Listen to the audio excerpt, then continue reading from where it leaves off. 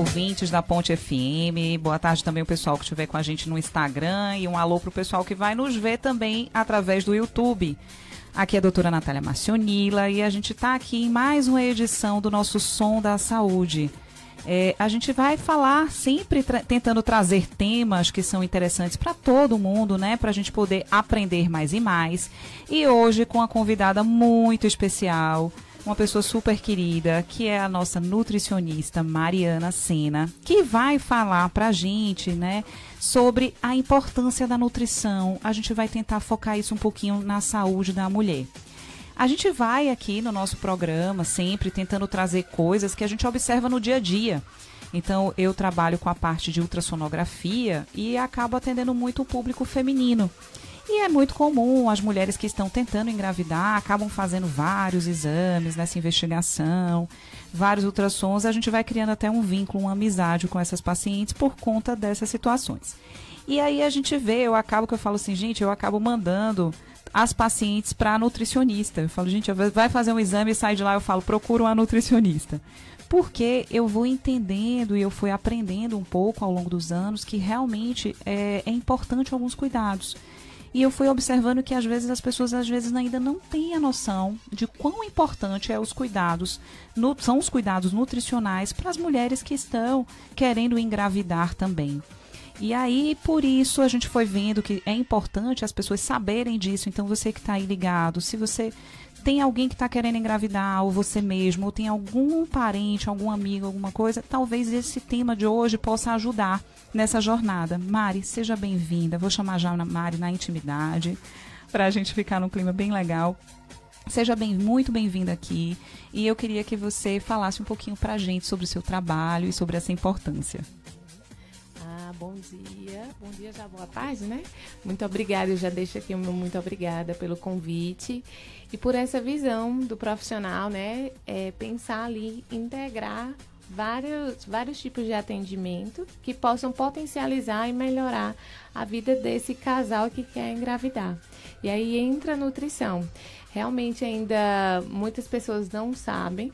Hoje, com a questão da internet, da rede social, as pessoas já estão mais atentas, mas ainda é algo que novo. Como que a nutrição, a minha alimentação vai ter algum impacto? Não é uma condição, assim, ou definitiva, ou tudo mais, né? O que seria?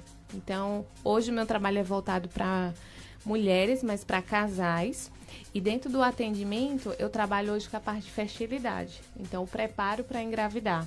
Comecei muito mais atendendo as gestantes, mas diante do que a gente foi vendo no dia a dia, tinha aquele casal que desejava engravidar, aquela mulher que tinha alguma condição de saúde e que precisava ter um cuidado especial e que a nutrição também tem um papel importantíssimo.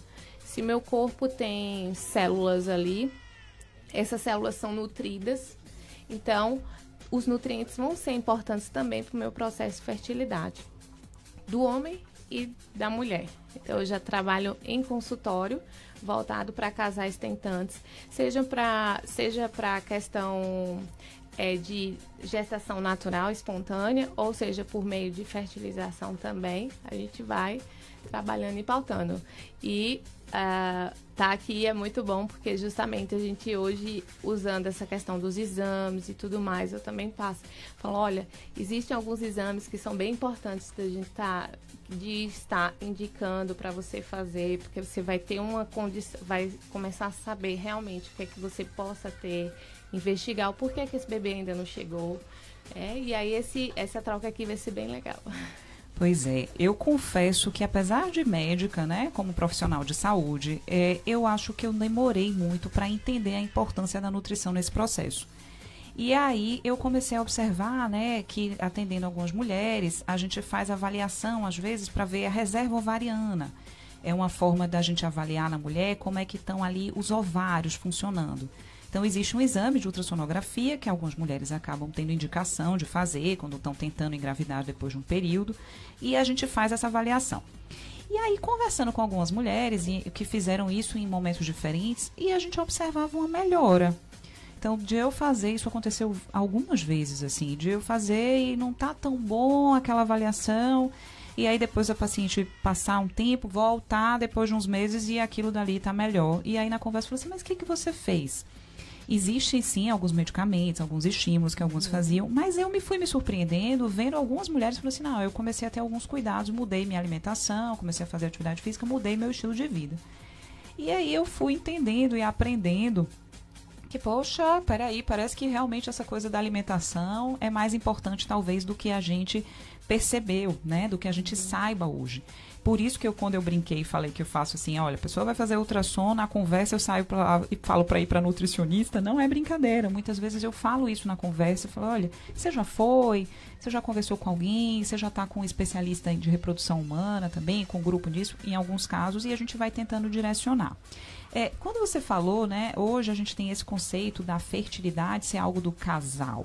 A gente não fala mais da mulher ou do homem só, porque a questão envolve o casal. Essas consultas do atendimento nutricional, elas são feitas em conjunto ou você atende separado? Como é que funciona?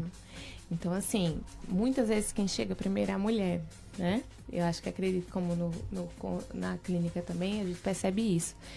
E no decorrer a gente vai explicando que a assistência ao casal é importante, porque muitas vezes a dieta que é feita na casa, a gente não pode botar a dieta totalmente diferente para um e para outro.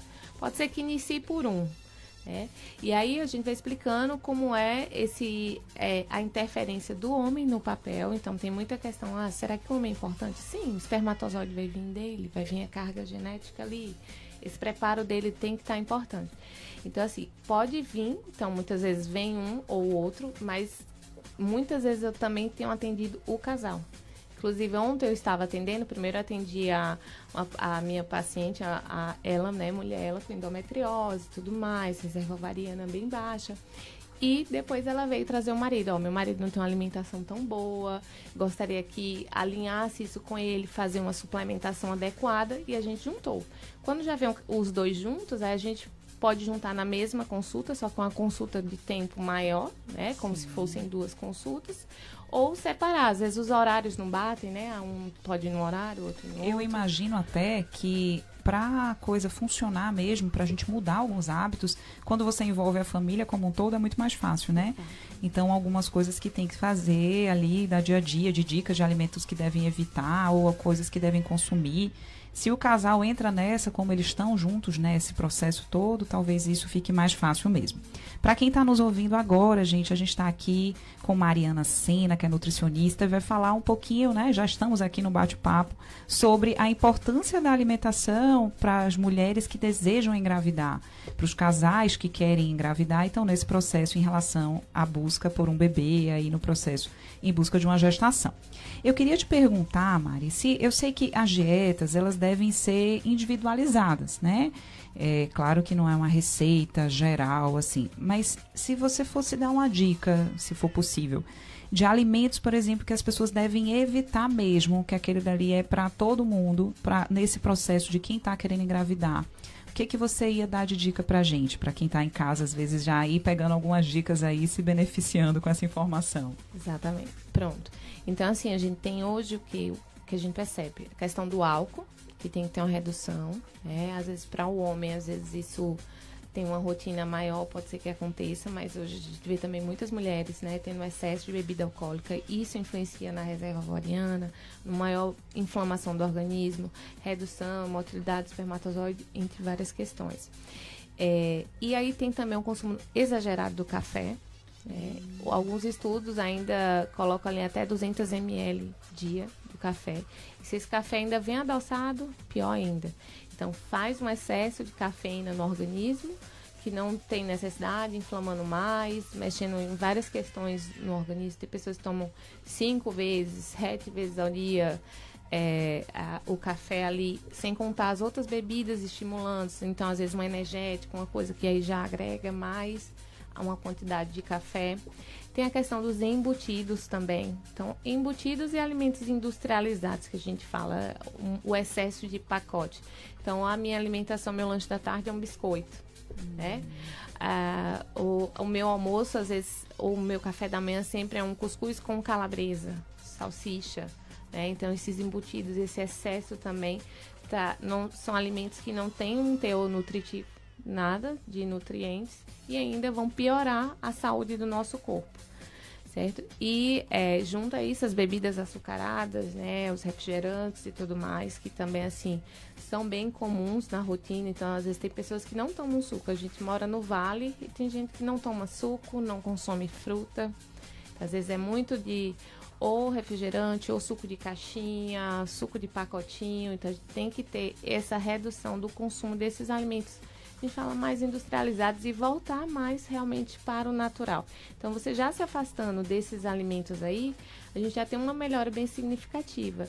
E lembrei também da questão dos alimentos, das coisas que a gente tempera os alimentos, né? Esses temperinhos artificiais, que são cheios de glutamato monossódico, que é um conservante, que hoje tem vários estudos relacionando. Então, ele está presente em vários desses alimentos, no miojo, nas carnes processadas. Ele é um realçador de sabor nos salgadinhos, nos biscoitos, então faz com que você até coma mais. Então, aquele alimento realmente ele é bem mais atrativo. E piorando a saúde. Então, a gente teria que retirar esses temperinhos que botam para comer aí também, a gente reduzir da nossa alimentação, além dos corantes artificiais que vão vir ali dentro. A gente vai pensando aí nesse contexto. Essas estratégias, né? E o contrário? Se tem alguma dica do que deve procurar de alimentos de consumo ali no dia a dia que podem ajudar? Tem alguma coisa com evidência assim, científica já? Eu sei que são difíceis às vezes de provar isso, né? Mas de trabalho mostrando aí de alguns alimentos ou chás ou o consumo de alguns nutrientes que possam ajudar a melhorar, por exemplo, a reserva ovariana das mulheres e no homem também. O que você faz isso? Como é que é no dia a dia essa orientação?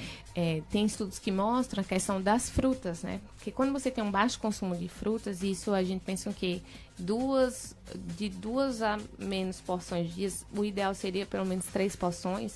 A gente diminui a quantidade de antioxidante da nossa dieta. Então, das frutas e das verduras. Se eu tenho um menor consumo, eu tenho uma ação maior de radicais livres ali no meu organismo, inflamando mais, que aí pode levar, consequentemente, a questão da reserva ovariana, aumento de focos de endometriose. Tem estudos até mostrando isso, né? O menor consumo do que 3 frutas, principalmente daquelas de cores mais intensas, roxas, vermelhas, você tem uma maior propensão de ter maior chance de elevação de inflamação e tudo mais, e ter, às vezes, mais focos de endometriose, entre outros problemas.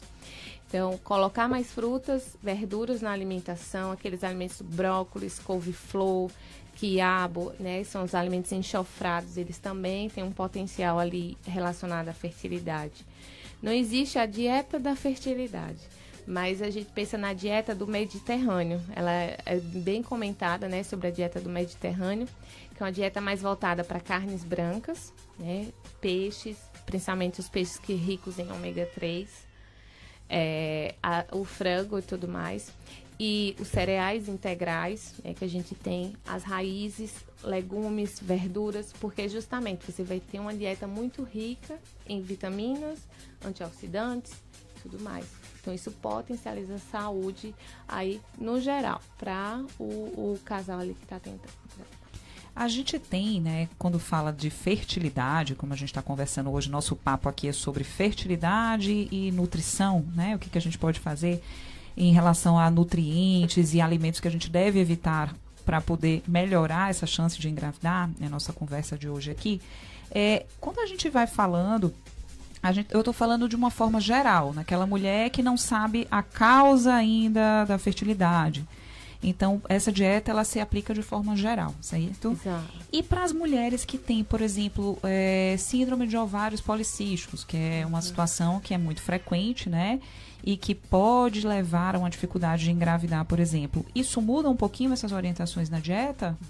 Sim, sim. A condição porque a partir do momento que a gente sabe o motivo da causa da infertilidade ou da dificuldade de engravidar, a gente vai pautar ali.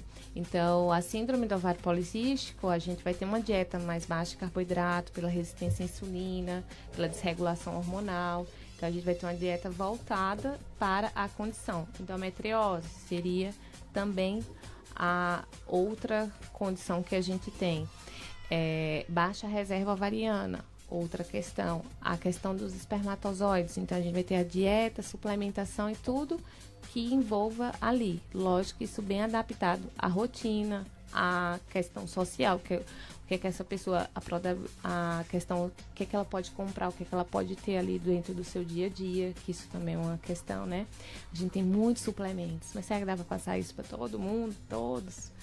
Então, chega a dar medo de fazer dieta. Eu acho que isso é importante que você está colocando, porque a gente fica com medo de fazer dieta. Primeiro, dos sacrifícios que tem que fazer, de não estar pronto, de não conseguir.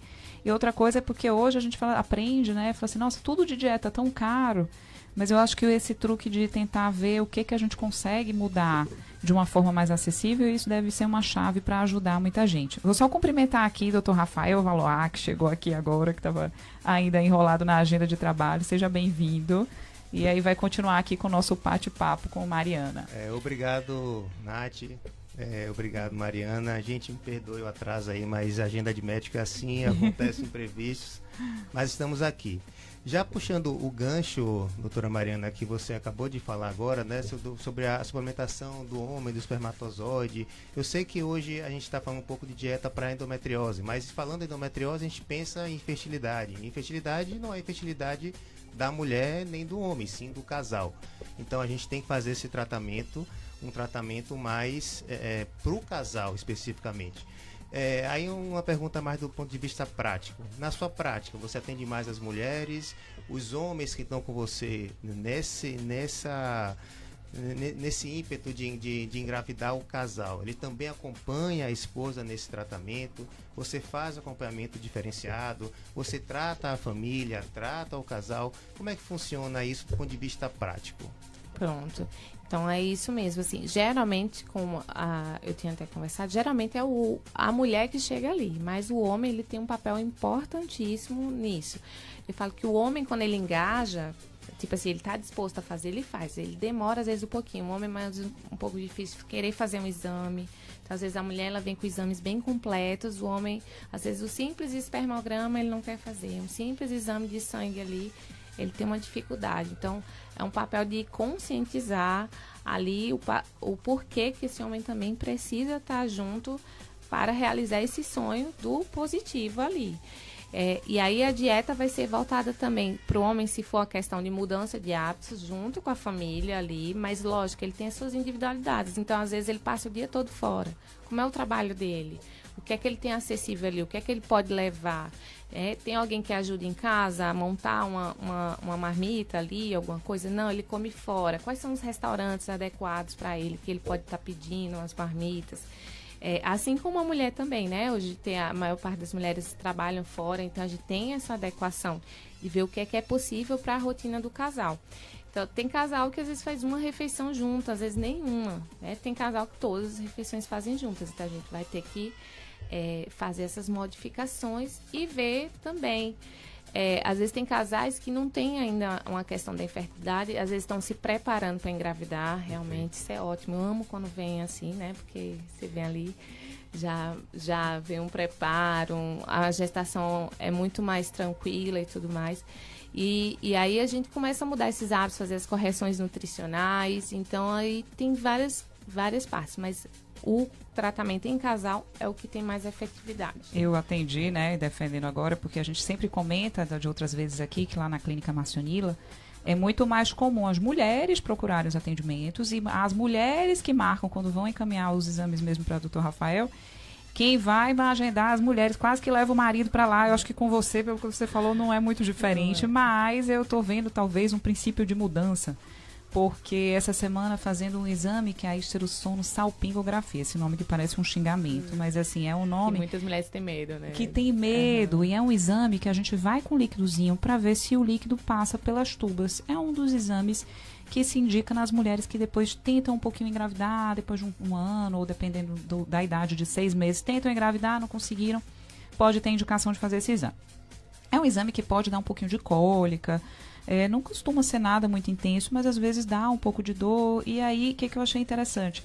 Eu tive na semana passada e ontem também, das pacientes que foram fazer esse exame, algumas acompanhadas com os maridos. E o que eu achei interessante, eu sei que às vezes o marido não vai por causa do trabalho, né, por outras questões, mas o que eu achei interessante foi que nessas 2 pacientes eu observei os maridos super interessados nas perguntas e assim, já querendo, investigando, já perguntando se precisava fazer outra coisa e eles já com uma visão diferente. E isso me dá uma esperança muito boa, porque eu acho que mostra talvez aí realmente que a participação do homem, ele vem mudando nesse processo e ele quer... E já teve paciente que falou assim, não, eu estava até mais tranquila, mas ele já queria que a gente investigasse, que foi o contrário, né? Que bom que ele que está nessa pegada, porque eu acho que, assim, para o casal, isso torna tudo muito mais saudável, todo esse processo de fertilidade, de gravidez. Exato, isso é uma realidade realmente que a gente observa muito bem isso, né? Mas tá esse processo realmente de mudança, né? O homem também tá procurando, tem empurrãozinho da mulher, né? Vai lá, vai investigar, mas ele vai à procura do estudo, no meu caso que eu faço a parte de reprodução masculina, então ele vai procura saber quais os tipos de exame que pode ser feito, né? Não é só a ultrassonografia da bolsa testicular, tem outras análises em conjunto, tem que levar o espermograma. E a gente tende realmente a fazer esse tipo de abordagem, né? Se já fez espermograma, se não fez, se deu alterado ou não, e tenta indicar colegas para poder fazer esse acompanhamento de fato multidisciplinar. Com você nutricionista, com a colega psicóloga. Então acho que isso deve de fato ocorrer. E que bom ter esse depoimento seu nesse sentido, né? Eu vou puxar, aproveitando mais um pouco você aqui, já que a gente ainda tem um tempinho. Mariana, a gente vem falando hoje, então, sobre a dieta, a importância dessas dicas nutricionais, o papel que isso tem na fertilidade para o casal que está em busca desse processo, nessa investigação e tratamento para a fertilidade. Mas eu vou aproveitar e eu queria perguntar para você, porque eu falei do ovário policístico, né, da síndrome de ovário policístico, você já me esclareceu, e eu queria até comentar uma coisa que aconteceu com vocês. Há uns anos atrás, eu fui atender uma paciente que é uma nutricionista também, muito, muito querida também, que trabalha com essa parte de endometriose. E aí ela foi fazer um exame comigo e ela pegou e tinha já o diagnóstico de endometriose. E ela pegou e na conversa, eu sempre converso um pouco antes, vou entender a história, o que está fazendo, o que não está. Na conversa, ela pegou e falou assim, não, agora eu estou controlando com a dieta. Quando ela me falou isso, isso me deu um certo desconforto. Acho que como médica que veio naquela formação tradicional também, né, de entender a importância de medicamentos e tudo mais, na hora eu acho que eu nem disfarcei muito, falei assim, mas controlando só com a dieta? Aí ela falou, é uma pessoa super disciplinada, né, também que já segue isso há um tempo. E aí eu fiquei com medo, falei, nossa senhora, quando eu for fazer esse exame, o que eu vou encontrar? Deve ter piorado tudo, meu pensamento na hora. Mas felizmente, e para o meu aprendizado, estava estável. As lesões, assim, ela não teve evolução do quadro. Eu não estou dizendo que as pessoas não têm que tratar, né, que vai ser só a dieta o caminho, de jeito nenhum, porque cada caso é um caso. Mas aquele momento que eu observei um caso de uma pessoa que tinha endometriose, que teve esse relato, pessoa esclarecida, que é disciplinada, que veio fazendo, e que eu observei que de um ano para o outro, não lembro quanto tempo tinha, mas de um período de intervalo grande, a gente não teve evolução da doença, aquilo foi muito satisfatório. E depois eu fui observando algumas mulheres nisso, que a gente acompanha, que eu vejo, quando às vezes elas falam assim, eu falei, você está bem dos sintomas, eu vim fazer de novo a pesquisa de endometriose, vamos ver se os focos de endometriose aumentaram, se surgiram outros, vamos acompanhar. Aí chega, você está bem? Aí a pessoa fala assim, eu estou bem, mas mês passado eu tive uma dor porque eu percebi que eu estava meio inflamada. Eu comecei a comer algumas coisas e a própria pessoa, ela começa a perceber no seu corpo isso eu achei uma coisa muito interessante, né? E aí eu queria ver se você podia dar alguma dica para as pessoas que têm endometriose, que têm dor de algum consumo de alimentos, assim, para a gente dar uma notícia, né, de repente, para ajudar essas mulheres aí que estão nos ouvindo. Como a gente fala, essas mulheres falam assim, né, que estão inflamadas, porque realmente a endometriose, ela inflama o nosso organismo. Então, essa menstruação retrógrada que era para ter saído, ficaram os pedacinhos formando esses focos e tudo mais, ele vai tornar esse organismo mais inflamatório. Então, se eu não tenho uma alimentação que vá favorecer a isso, eu posso aumentar mais o meu grau de inflamação. Então, coloco alimentos mais inflamatórios dentro do meu corpo, eu posso aumentar essa probabilidade de aumentar dores, focos e tudo mais. E aí, a alimentação que a gente vê hoje para a endometriose, eu queria falar até você falando da alimentação, que algumas pacientes chegam falando isso, que mudou um pouquinho a alimentação final de ano, agora dezembro, janeiro. Recebo muitas pacientes falando isso. Nossa, dezembro foi tão difícil, aí agora eu tô sentindo dor, esse meu ciclo já veio com muita dor e tudo mais. Já senti. Então, elas já têm esse conhecimento, porque quando elas fizeram a mudança no padrão alimentar, que é essa dieta mais antioxidante, mais anti-inflamatória, você tem um controle maior da dor, mesmo daquelas que usam medicamento ou não usam, ou precisaram fazer cirurgia ou vão precisar. Então, a gente tem esse controle. E quais são esses alimentos? Eu falei das frutas, né, roxas, né? Então, o resveratrol aí, ele tá bem presente nas frutas roxas, morango, uva. A gente tem a ameixa, por exemplo, tem esses antioxidantes. A gente tem a vitamina E também, como um potente antioxidante, tá bem presente no azeite de oliva, nas castanhas, né? Nesses alimentos, as oleaginosas ali também tem bastante vitamina E. Nós temos o selênio, o zinco também, como que tem também nas castanhas, tem alguns peixes que são... por isso eu falei da alimentação mediterrânea, porque ela provê isso.